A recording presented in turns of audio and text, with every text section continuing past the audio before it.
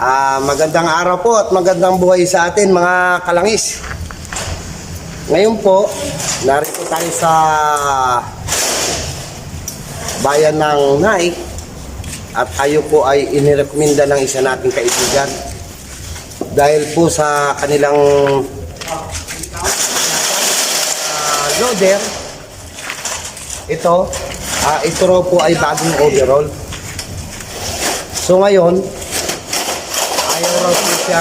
ayaw raw po niyang bumatak o humila ng isang sasakyan. Kumbaga sa ay low power. Ngayon, titingnan ho natin kung kakayanin natin at paandarin natin ang isang unit kung bakit. At tatanungin natin yung may-ari o yung katiwala na willing ba siyang ma-interview natin. Ano po? At nasa loob pa po siya ng opisina. So,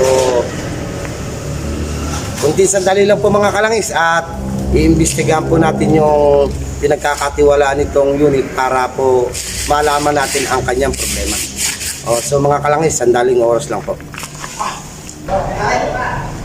Mga kalangis, nandito po yung pinagkakatiwalaan na nitong unit. Ang pangalan nila sir ay Resty. Willing po ba kayong ma-interview ko man lang kahit sandaling oras? Okay lang. So mga kalangis, ito po ang ating kaibigan na si Resty Boss. Dito. Ano ba naging problema nung ating Ano siya hindi siya makahatak. So ano po ang ginawa natin dyan?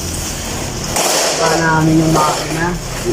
Tapos pinalta namin ng piston ring. Halos bago na rin ang loob niya lahat. Parang bago na ulit yung makina. Sige sir, ganito. Para ma-troubleshoot natin, pwede ba natin paandarin natin kahit isang oras lang? Opo, pwede sir.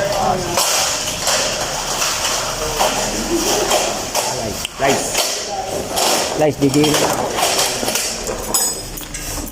Okay, awakan mo lang, batakin mo lang.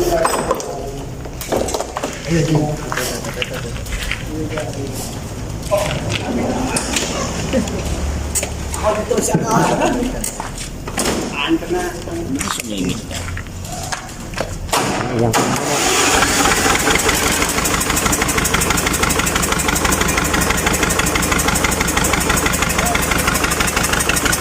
So, ayan na mga kalangis.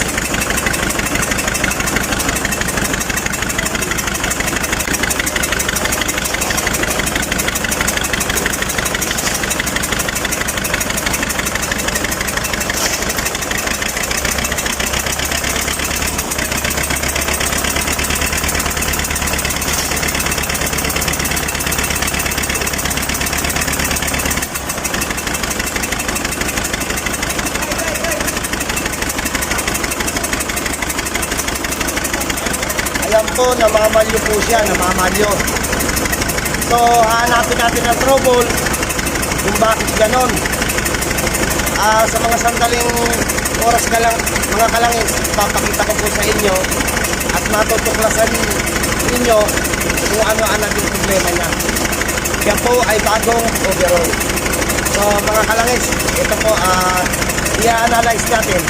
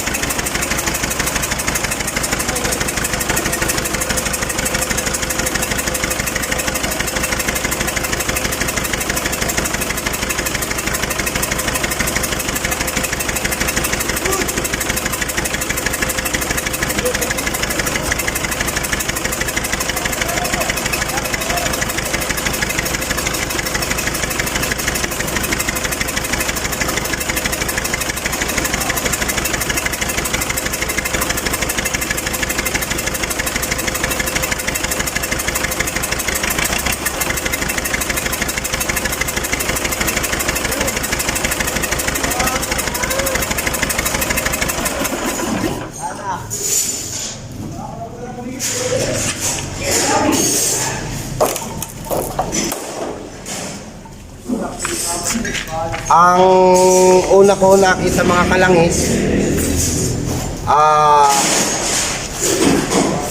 may singaw ang barbula. Pangalawa, ito pong kanyang turbo ay ayaw pong gumana o ayaw mag-react. So, kailangan po natin buksan ng turbo at titingnan natin kung ano naging problema, ba't ayaw umikot ang kanyang pinaka-impeller. Ano po? So, mga kalangis, ito po at subaybayan ninyo para kahit paano po ay makapagbigay po ako ng kaunting tulong na naman. At sana po tangkilikin nyo itong aking ibinibidyo. Ito naman po ay para sa atin, sa mga kapwa ko kalangis or kahit sa mga driver.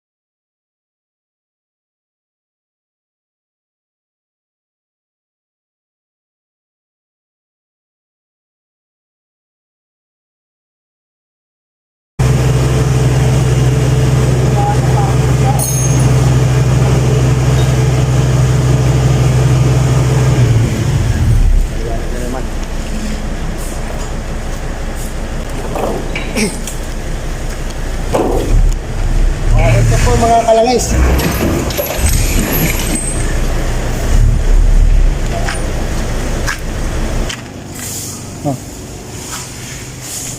So mga kalangis, ito po yung una kong nakita sa kanila.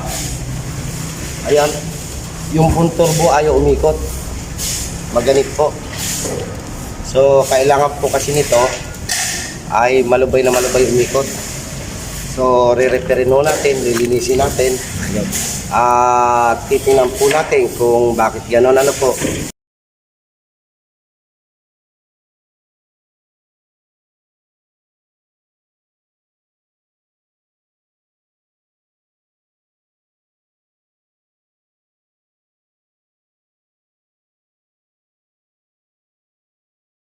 Okay na, wala na. Pinalitan ng mga o-ring. Ayan po. So. Ayan.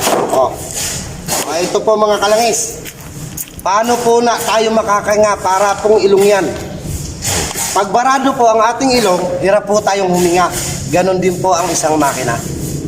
Ayan, nakita po natin kung gaano kakapal ang carbon. So, kaya hindi mo makaikot ang ating impeller, gawa ng carbon. Kahit kasabing may supply na lang siya, hindi po talaga siya iikot.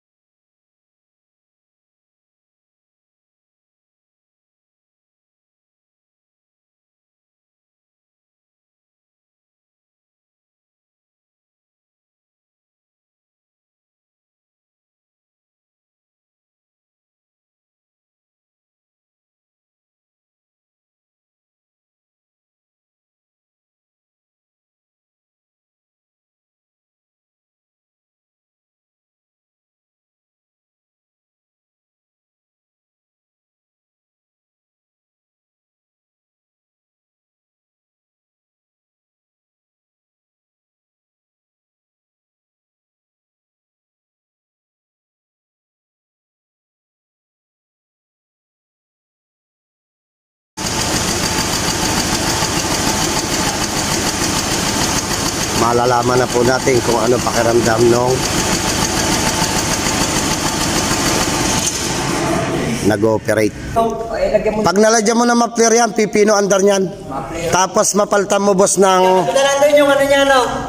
yung hose. Yung mas na. Oo, igagano mo lang yon. At tatanungin natin kung okay na, kung ano pakiramdam. At nakita naman niya, ultimo yung turbo ay gumagana, sumisipol na. Siya nga po pala si Resty. Boss, anong may natin sa loader mo ngayon? Okay na siya kaysa dati. Ayun. Kasi dati nung bago siya masira, hindi naman ganun kalakas ang tulak niya. Ngayon, nung matapos nga natin gawin, parang yung brand new. Wow nga. Kaya alam boss, papalitan mo ng nozzle. No, Kasi yung butas ng nozzle tip niya, ang lalaki na talaga. parang shower cup. Bossing, okay na ho tayo. Sige, ayan po mga kalangis. Isa po nagpapatunay na turbo ang ginawa natin. Iyan po ay bagong overhaul yan boss, Bago. Pina-overhaul po nila yan, so hindi po napabatak. So ganoon na lang mga kalangis. Hanggang sa muli. Sana po may na-share na naman ako sa inyong isang magandang gawain. Hanggang sa muli.